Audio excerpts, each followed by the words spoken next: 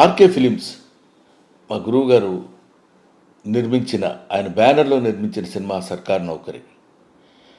సర్కార్ నౌకరీ అనే ఈ సినిమా నేపథ్యమే చాలా డిఫరెంట్గా ఉన్నట్టు అనిపించింది. సినిమా చూసిన తర్వాత మరీ కొట్టొచ్చినట్టు కనిపిస్తుంది. ఎందుకంటే జనరల్గా సర్కార్ నౌకరీ అంటే అది పెద్ద గవర్నమెంట్ ఉద్యోగం అనుకునే దానిలో అఫ్కోర్స్ నేను స్టోరీ అంతా చెప్పకూడదేమో, కానీ అటువంటి సర్కార్ నౌకరీ అంటే ప్రజలకు సేవ చేసేటువంటి ఉద్యోగం అనే మెసేజ్ తోటి చాలా అందంగా ఒక వినూత్నమైన రీతిలో మనకి దర్శకత్వం వహించి చెప్పాడు మిస్టర్ శేఖర్. ఇదంతా అందరూ కలిసి యంగ్ బ్రెయిన్స్తో తీసిన సినిమా అన్న ఫీల్ మనకు కనిపిస్తుంటుంది. చాలా బాగా అద్భుతంగా నటించాడు మిస్టర్ ఆకాష్.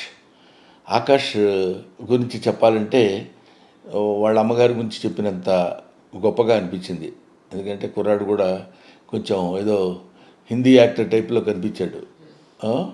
ఆ తర్వాత వాళ్ళ మదర్కి ఎంత పేరు వచ్చిందో అంతకంటే మించిన పేరు రావాలి ఆకాష్కి, ఆ భవిష్యత్తు ఉండాలని భగవంతుని ప్రార్థిస్తున్నాను. అతను హీరోగా మంచి స్టఫ్ మెటీరియల్ ఉన్న మనిషి అని ఫీలింగ్ నాకు ఈ సినిమా చూసిన తర్వాత అనిపించింది.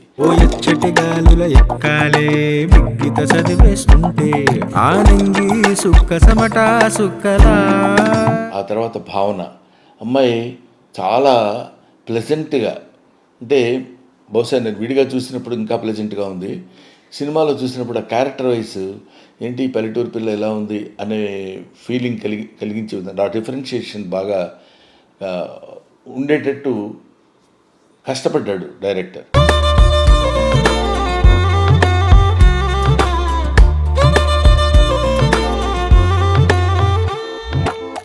So these main pillars of this film is Raghavendra Rao గారు, శేఖర్, ఆకాష్ అండ్ భావన. వీళ్ళతోటి సరే సపోర్టింగ్ ఆర్టిస్టులు చాలామంది ఉండొచ్చు.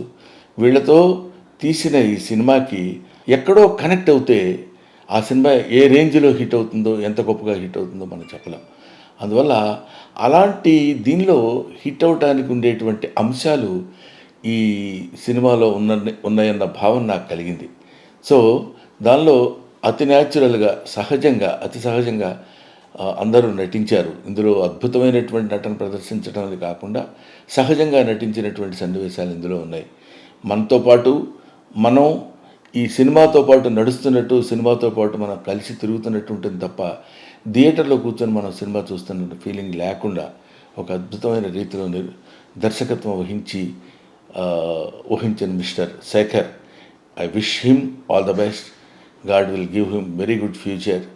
అండ్ మా గురువుగారు రాఘవేంద్రరావు గారు, అదే నేను అంటున్నాను, రాఘవేంద్రరావు గారు అనగానే వెంటనే మనకి అలా ఉంటాయి.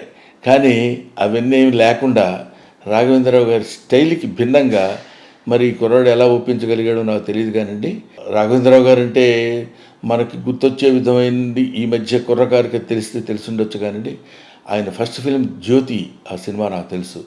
హి was such an intellectual genius director, one of the intellectual genius directors in Telugu film field.